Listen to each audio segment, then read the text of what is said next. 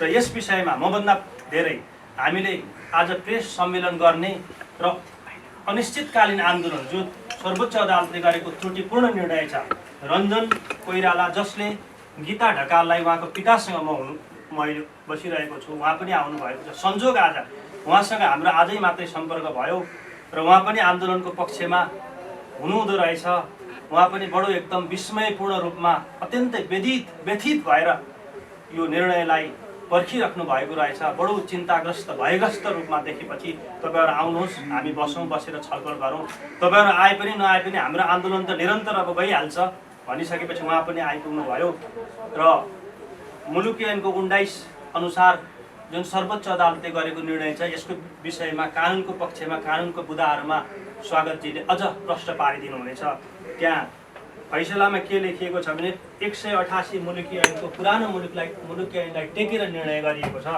यसमा के भनेको छ भने सर्वस्व सहित जन्म कैद वा जन्म कैद गर्नुपर्ने भएका मुद्दामा साबित ठहरे पनि इन्सान गर्ने हाकिमका चित्तले भवितव्य हो कि भन्न हुन सक्ने शंकाले अपराध गरेको अवस्था विचार गर्दा पशुलाई ऐन बमोजिमको सजाय दिँदा चर्को हुने गरी घटी गरिएको छ। जन्म कैद दिएको व्यक्तिलाई अदालतले चर्को हुने गरी मात्रै भनेको छ र त्यहाँ प्रश्न पारिएको छ बालबालिकाहरूको अभिभावकत्व आवश्यकता परेको हुँदा उहाँलाई 8 घण्टा 8 वर्ष 6 महिनासम्मको लागि सजाय निर्धारण गरिएको भनेर त्रुटिपूर्ण रूपमा यो फैसला गरिएको छ। हामीलाई फैसला होइन, हामीलाई न्याय चाहिन्छ। सर्वस्व सहित जन्म भएको व्यक्तिलाई सर्वोच्च अदालतले घटाएर 8 वर्ष 6 महिना बनाउने यो नजिर स्थापित नहोस् कि जुन घटना थियो त्यति बेला घटेको एक्टस रिस मनसाए एक्टस रियस र मिन्स रियस एक्टस अपराधिक कार्य र अपराधिक सोचाइ दुईटाबाट एउटा अपराधको सिर्जना हुने हुँदाखेरि मिन्स र एक्टस रियस दुईटा यहाँ लागू भएको छ। यो योजनाबद्ध रूपमा घटना घटाइएको छ। कुनै यो असान्दर्भिक रूपमा हेलचेक्राइ गरेर या संजोगवश भएको घटना नभएको कारणले गीता ढकाललाई टुक्रा टुक्रा पारेर काटेर बोरामा हालेर यहाँबाट टिस्टुङ पुर्याएर डढाएर आएको भनेपछि योजनाबद्ध रूपमा घटना भएको छ। यसलाई जुन निम्न अदालतले जिल्ला अदालतले गरेको निर्णय थियो त्यो निर्णयलाई उच्च अदालतले पनि सदर गरेको थियो। यसरी सर्वोच्च अदालतले गरेको निर्णयलाई हामी अस्वीकार गर्दछौँ र यसलाई घोर भर्त्सना पनि गर्दछौँ र हाम्रो आन्दोलन यस पछाडि न्यायालयकै विकृतिहरू, यी विसङ्गतिहरू, यी त्रुटिहरूलाई, यी गलत अवधारणाहरूलाई सच्याउँदै हामी अघि बढ्नुपर्छ भन्ने हाम्रो ठोस र कङ्क्रिट निर्णय बनेको छ।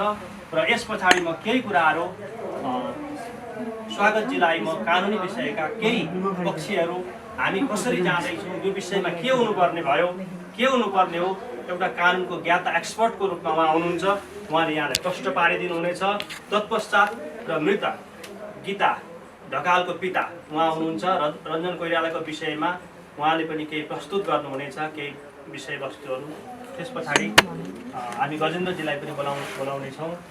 स्वागतजीले केही त्यसको विषयवस्तु प्रश्न पारिदिनुहुनेछ। उभिएरै ठिक छ कि एकदमै यस्तो विडम्बनापूर्ण घडीमा हामी उभिएका छौँ।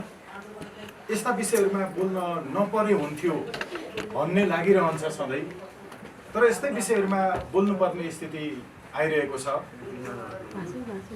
सानै बालिका आफ्नै बुवाबाट हजुरबुवाबाट बलात्कृत भएकी छन्। ती सानै नानीको यौनाङ्गबाट पिसाब रोकिएको छैन।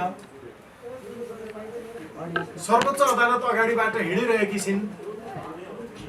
रोकिएको पिसाब व्यवस्थापन गर्ने सार्वजनिक शौचालय छैन। सार्वजनिक शौचालयको अभावमा सानैमा बलात्कृत भएकी चेली झाडीतर्फ पिसाब फेर्न जाने ठाउँ समेत छैन। आफ्नो अगाडि आफूलाई बलात्कार गर्ने आफ्नै बुवा हजुरबुवाहरू, आफ्नै नातेदारहरू आफूलाई गिज्याउँदै हाँसेर हिँडिरहेका छन् सर्वोच्च अदालत अगाडि।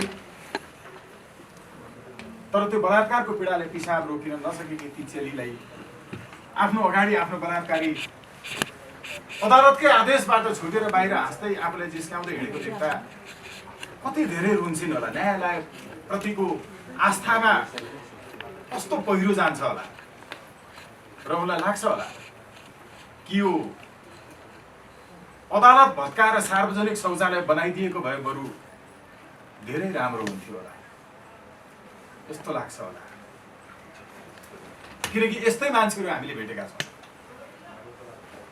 सम्मानित अदालतप्रतिको, न्यायालयप्रतिको धेरै ठुलो सम्मान हामी सबैको हुनुपर्छ। तर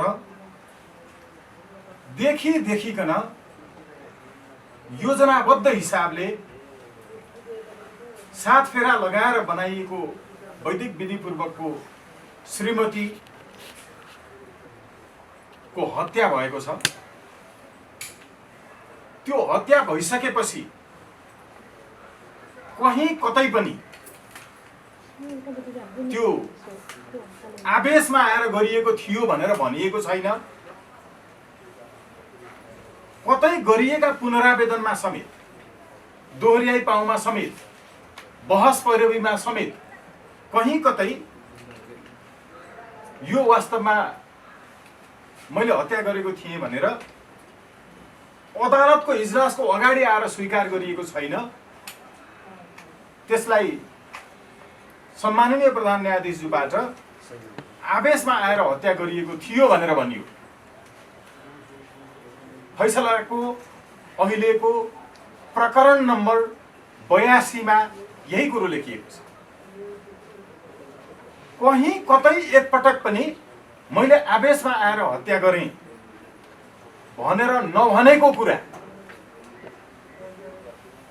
अनुसन्धानका क्रममा अनुसन्धान अधिकारी समक्ष गरेको बयानमा भनिएको कुरालाई पनि अदालतमा आएर इन्कार गरिएको कुरा र मैले हुँदै होइन भनेको कुरालाई सम्माननीय प्रधान न्यायाधीशको इजलासबाट यो भनियो कि त्यो आवेशमा आएर गरिएको हत्या थियो।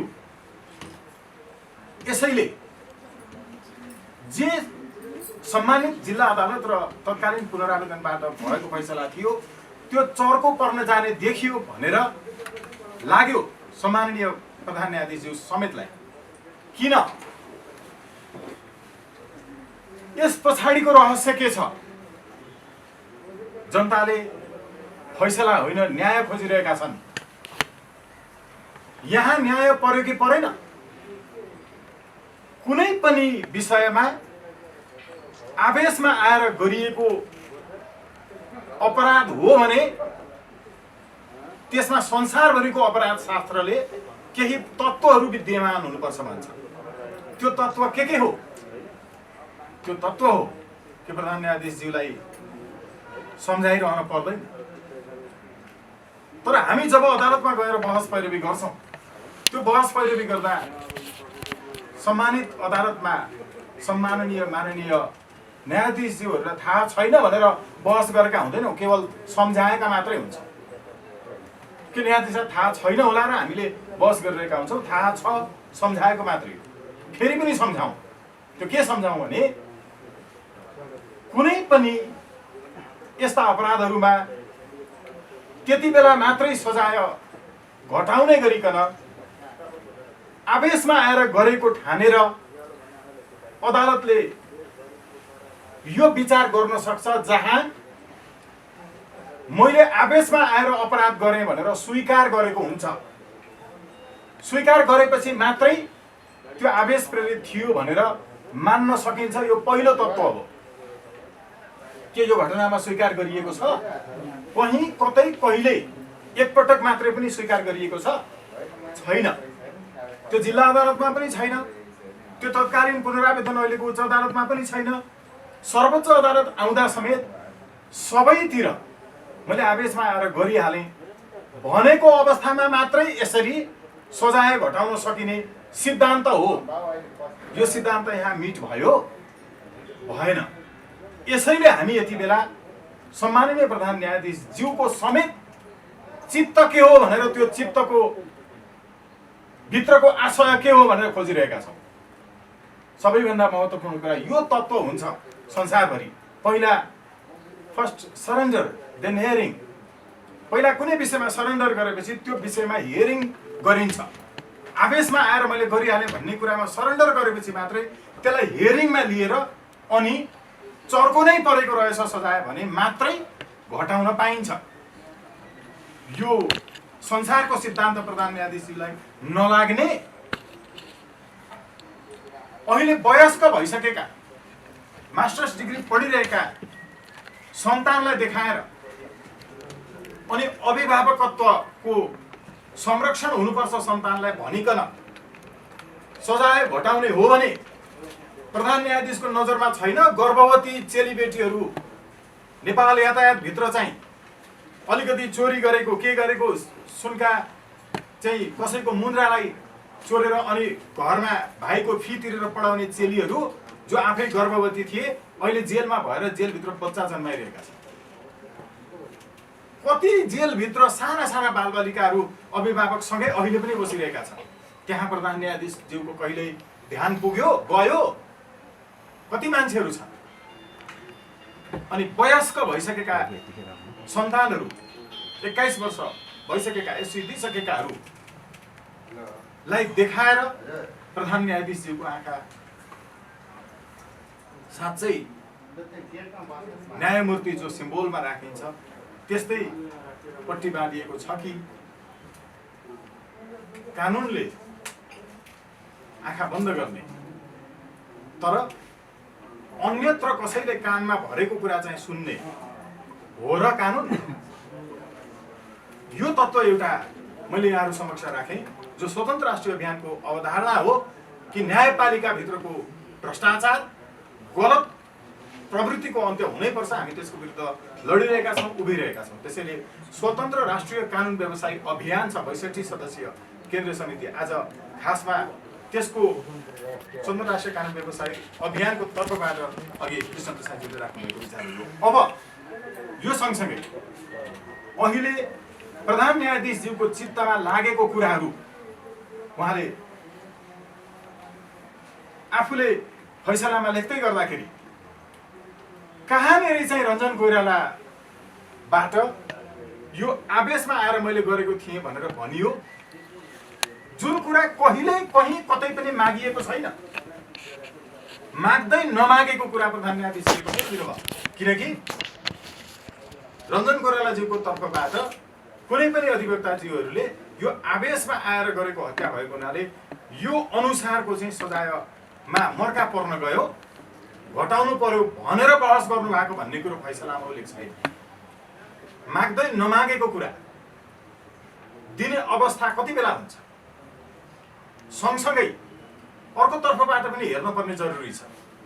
त्यो हेर्न पर्ने जरुरी मध्येको महत्त्वपूर्ण कुरा के हो भने अपराध गर्दाका बखत सार्वजनिक पदको, सरकारी पदको र साधनको दुरुपयोग भएको छ। सार्वजनिक ओहदालाई माध्यम बनाएर अपराध गरिएको छ। हो, नेपालको इतिहासमा पहिलो पटक अहिले आएको अपराध संहिताले सार्वजनिक पदमा बसेर सार्वजनिक पदको दुरुपयोग गरेर स्रोत साधनको दुरुपयोग गरेर गरेको अपराधमा सजाय घटौती हुँदैन, डेढाले बढ्छ, 1.5 गुणा हुन्छ। यो सँगसँगै संसारभरको सिद्धान्त के हो? अहिले हामीले राखेको चाहिँ यो पटकको चाहिँ अपराधको गाम्भीर्य बढाउने केही तत्त्वहरू छन्। त्यो तत्त्वहरूमध्ये आफ्नै संरक्षकत्वमा रहेको व्यक्ति विरुद्ध भएको अपराधमा पनि सजाय बढ्छ, यसको गाम्भीर्य बढ्छ, गम्भीरता, अपराधको गम्भीरता बढाएको छ यसले। अहिलेसम्म सम्मानित सर्वोच्च अदालतले गरेका कैयौँ नजिरहरूका आधारमा यो अपराध संहितामा नयाँ कुराहरू इन्कर्पोरेट गरिएको भनेपछि यहाँ बढ्नुपर्ने थियो कि घट्नुपर्ने थियो? सम्मानित सर्वोच्च अदालतले गरेको फैसलाप्रति हाम्रो कानुनी हिसाबले त्यसलाई मान्नुपर्ने बाध्यता छ, तर यो मनले सम्पूर्ण नेपाली 3 करोडले मानेका छैनन्। यसले सम्मानित सर्वोच्च अदालतको मर्यादालाई रसातलमा पुर्याएको छ। सम्माननीय प्रधान न्यायाधीश समेतको इजलासबाट भएको जो फैसला छ, यो फैसलाले सम्माननीय ज्यू भनेर कानुन बमोजिम मात्रै सम्बोधन गर्नुपर्ने स्थितिमा हामी पुगेका छौँ र अहिले यतिका वर्षदेखि आफ्नो छोरीको न्यायका लागि रात दिन रोइरहेर न्याय अब चाहिँ प्राप्त हुँदैछ भन्ने ठान्दै सर्वोच्च अदालत आइसकेपछि भएको फैसलाबाट हामीले हिजो बेलुका पनि गएर भेटेका थियौँ। जो मृतकको पिता हुनुहुन्छ हरिराम ढकालज्यू हामीसँगै हुनुहुन्छ। हिजो पनि बोल्न सक्ने स्थितिमा हुनुहुन्न थियो। एकदमै उहाँ मानसिक रूपमा पनि शारीरिक रूपमा पनि शिथिल हुनुभएको छ। उहाँका विचारहरू पनि हामी सुन्छौँ र स्वतन्त्र राष्ट्रिय अभियानले चाहिँ न्यायपालिकाभित्रको यो विकृत र विसङ्गत पक्षको निर्मूलीकरणका लागि हाम्रो आन्दोलन पहिलेदेखि पनि जारी छ। फेरि पनि अरू आन्दोलनका कार्यक्रमहरू छन्। हामी यो विषयलाई लिएर एकदमै कर्तव्य विमूढ बनेका छौँ, भाव विहल बनेका छौँ।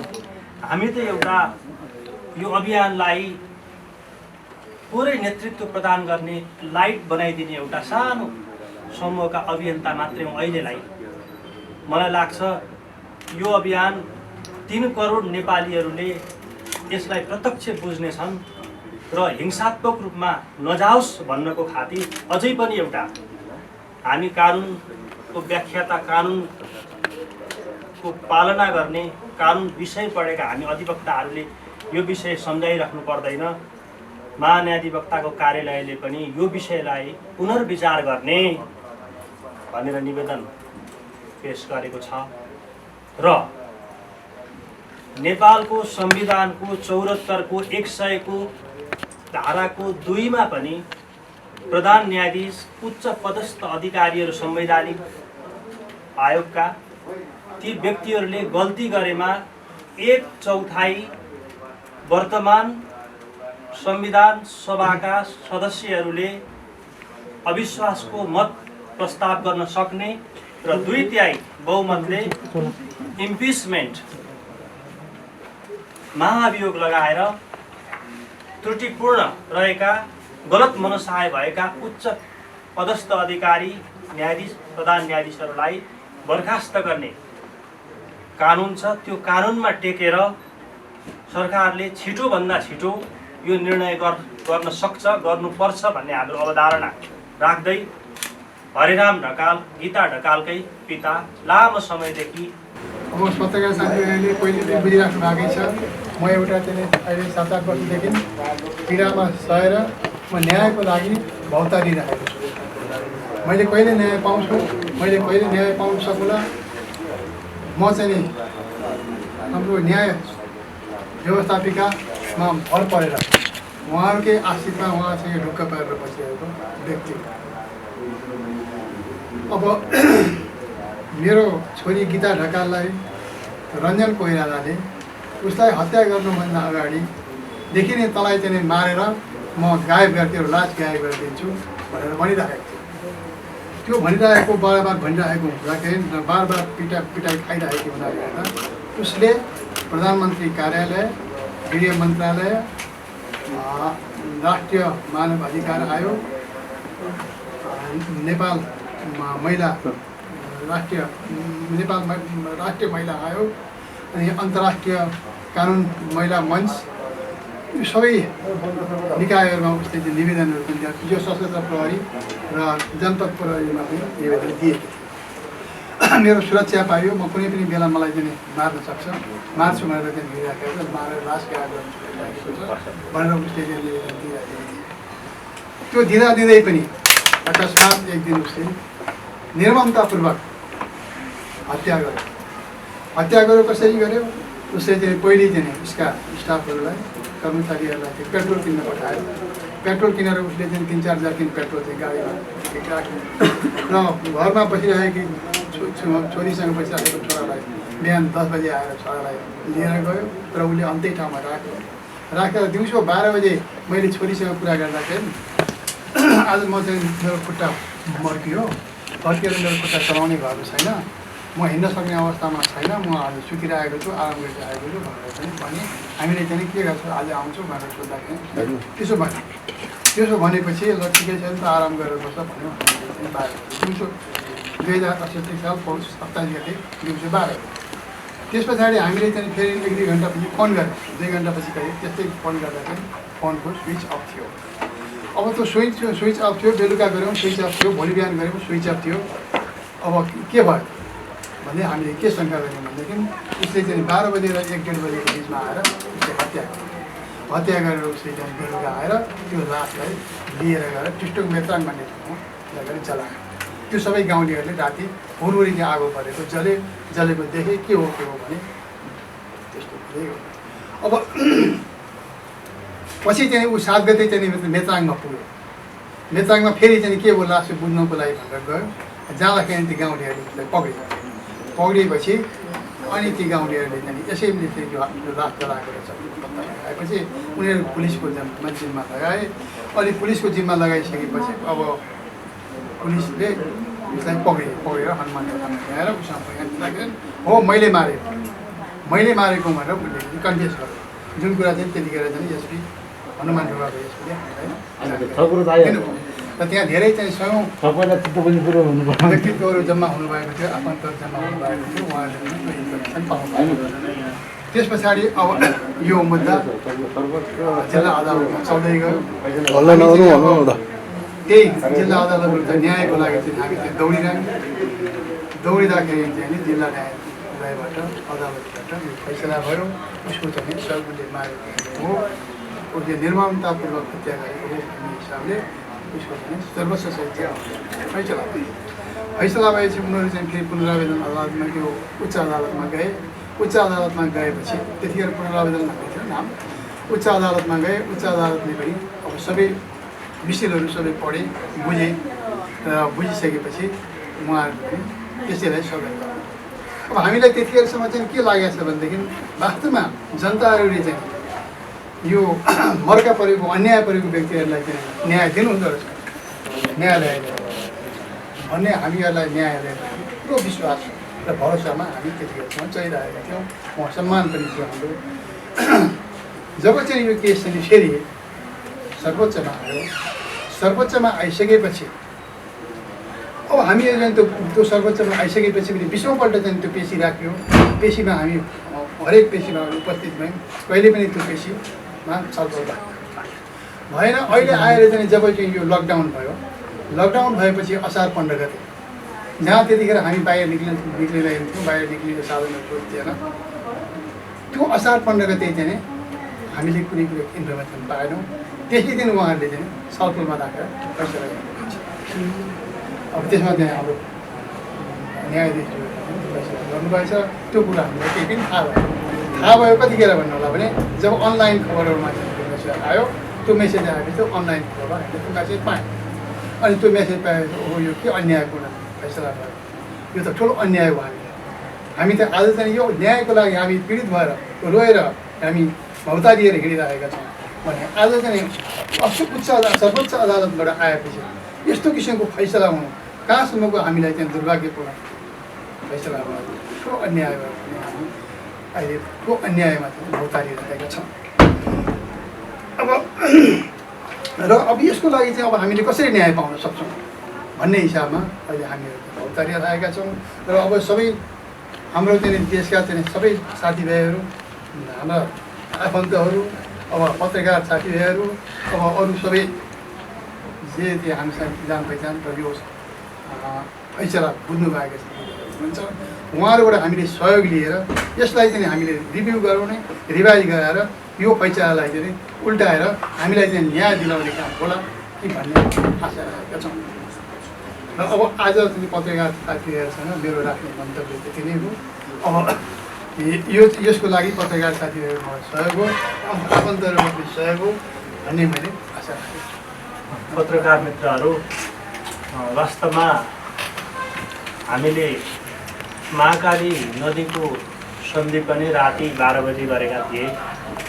सबै मान्छे सुतिरहेको बेलामा त्यति बेला तत्कालीन राजा ज्ञानेन्द्र युवराज पनि त्यस्तै विषम परिस्थितिमा दसैँमा सबै भोज खाइराखेको बेलामा घोषणा गरेका थिए। र अहिलेको यो सर्वोच्च अदालतले निर्णय पनि यो लकडाउनमा कोही पनि नगएको बेलामा एकतर्फीबाट यतापट्टिको तर्फबाट एकजना अधिवक्ता पनि बहस गर्न पुग्नु भएको छैन। त्यसरी सर्वोच्च अदालतबाटै जसले कानुन र न्यायलाई परिचालन गर्ने संस्था, त्यही संस्थाले नै बलात्कार गरेको छ। यसको हामी घोर भत्सना गर्छौँ र आजदेखि हाम्रो स्वतन्त्र राष्ट्रिय अभियानको तर्फबाट जीवन मरणको लडाईँ हुन्छ कि न्याय कुनै पनि हालतमा हामी अन्याय हुन दिन्नौँ र न्यायलाई हामीले छलिन दिँदैनौँ। एक थोपा रगत रहिन्जेलसम्म हामी अगाडि बढ्दछौँ र आजको यो पत्रकार प्रेस मिट कार्यक्रम हामी यहाँ सक्दछौँ।